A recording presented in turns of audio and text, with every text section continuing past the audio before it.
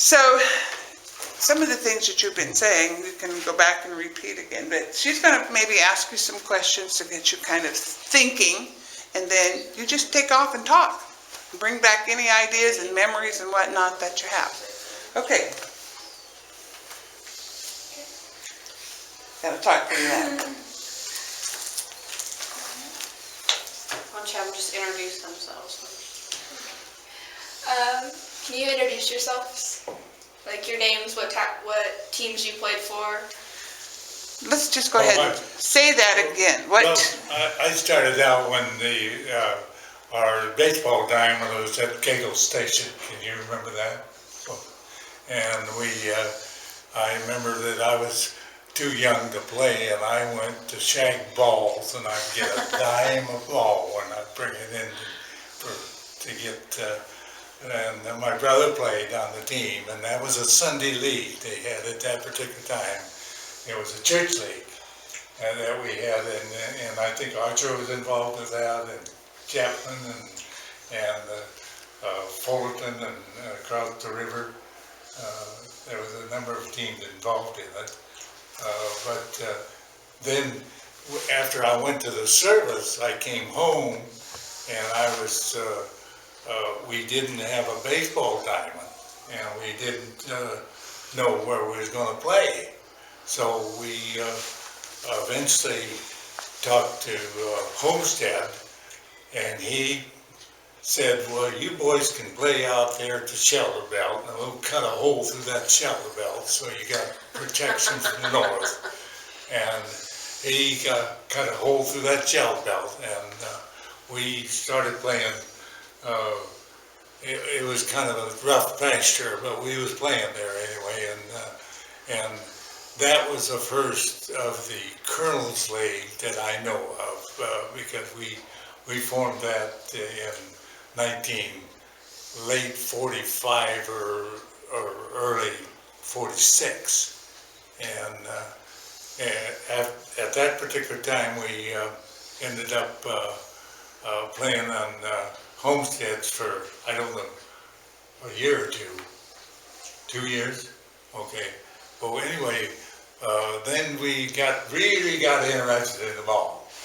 We all talked about having our own diamond, and we formed the Cornhusker League, and we decided to buy lights and put up a field with lights, and we went around to everybody and sold $25 shares, and I think I still got $100 shares, you know, because we were playing, and I thought I needed to be a whole part of that, and we had Leonard Lance at that particular time donated the ground, and we had the lumberyard, and I can't remember the guy's name that run the lumberyard, but they donated the bleachers, and we put them together, and that was the beginning of the Colonel's Field.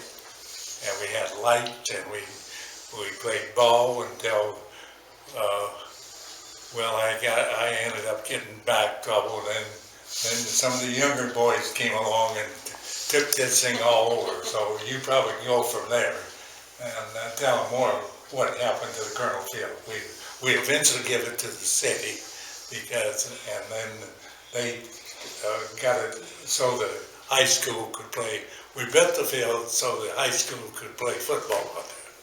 Oh, really? And I remember that. They eventually, the city took over the field. Yeah. We didn't get any money for it because we wasn't making any money those days. And the city took it over, and they made it so the high school could play their football games out there. And that kind of the story of what I was involved in when I also played with the Marine team on Guam in 1940, and that was a few years ago. I played first base, and my batting average at that time was 409. But that was pretty good batting average, but in my later years I didn't bat that good. I guess I'm probably... That's great. That's probably all I... Well, Can talk about current I field. remember a few years ahead of that though, and I wasn't very big. But we had 2 teams at Archer. This was before the war. And so there were a lot of young men around without anything to do much. But we had an A team and a B team. And my dad formed the B team because there were so many young folks who weren't good enough to play on the A team. And so we cut the fence and we made a diamond out in our pasture. Disc it up, you know, in these clods that you have in the grass after you disc it up, that ball bounced all over which way. That's when we played behind Gaggle Station. Yeah. And Yeah. we played Archer, and we played a church up at Fullerton beyond. Well, and they had a halfway between Central City and Chapman, Yeah. the what they call themselves. But anyway, they were very good. And Jim McMahon. Wasn't that the church league then at that particular time? It was played on Saturday? Yeah. Did you remember playing on Saturday? But we were playing in a league up in Walbeck, in Ashton, in Cushing.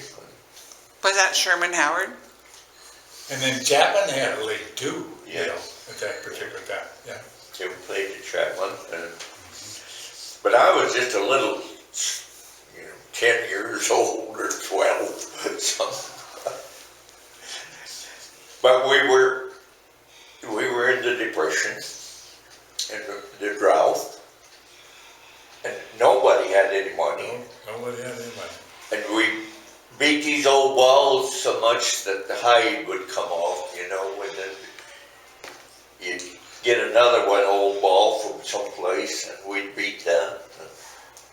Then, you remember the tape that we put around Oh, those yeah. balls? Yeah.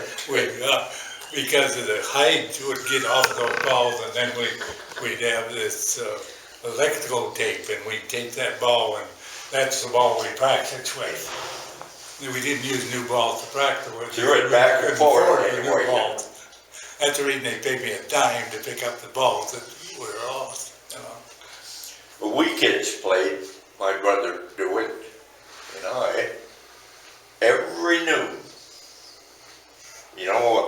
I was about 10 or 11 and he was 13 or 14. And after dinner, we'd go out and we'd play burnout and pitch to each other and, every noon. Then we always, Judy, I get so excited when I think about it, we had teams in all the schools around, and we played Gardner, and we played Gardner, and what's the one over at Ferris's, where Joel's house, what was that? Gardner was where Willard and Merlin went to, then the Christensen went there. And remember the one Christensen that pitched all the time, that was really a good pitcher? Well, anyway, they usually beat us for some reason. When we went over to Gardner, even that Gardner, and that was where Willard and Merlin went to. That was my. I'd say I was probably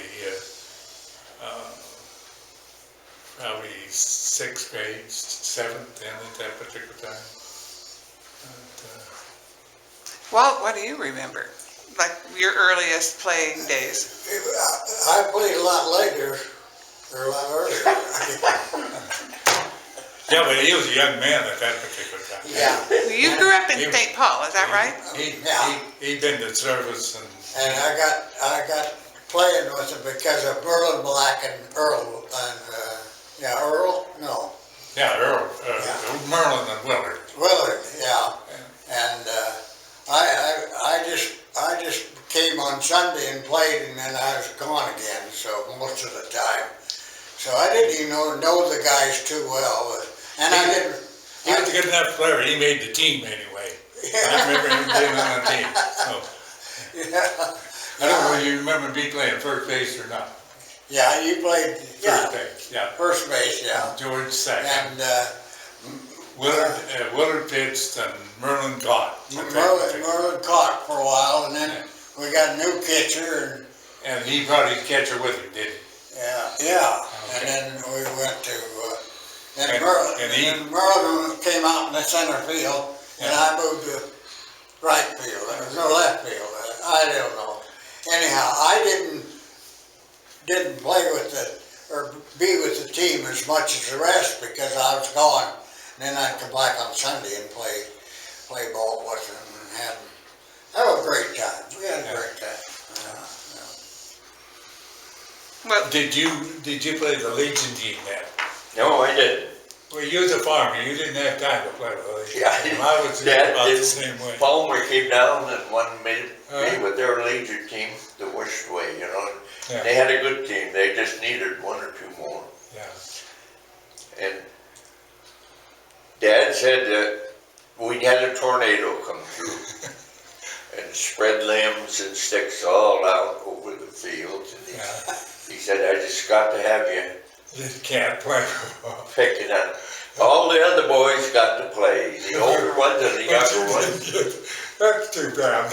And I did not get to play Legion quite enough, but I would have liked to. Well, But then I was playing with the Archer town team then, and I was, you know, the rest of them were all in their early 20s or somewhere, and here I was about 14 or 15, Yeah. a little bit of a twerp. but you was a ball player.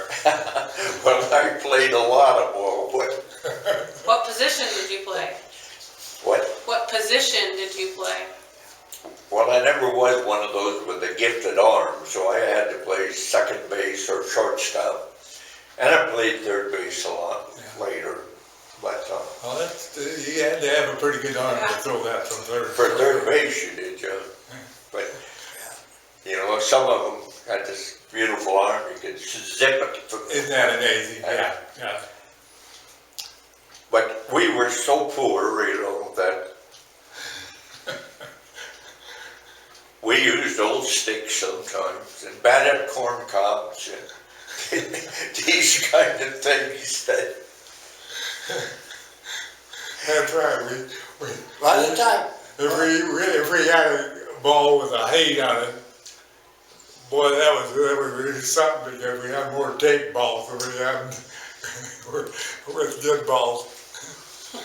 of course. When we built this diamond out at our place in the pasture for the B team, the young folks that weren't playing on Sundays, you know, and we didn't have any fence around the outfield, and so if you hit it hard, it just rolled, it rolled, it rolled. Those are the dry 30s too, right?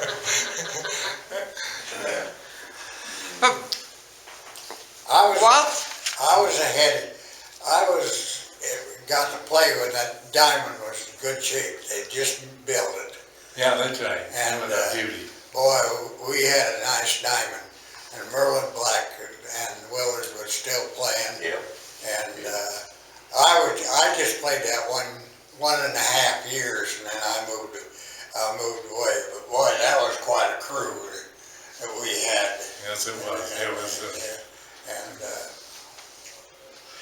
I can't figure out what happened to the pitchers because Willard Black, didn't he pitch for a while? Yeah, right. And then we had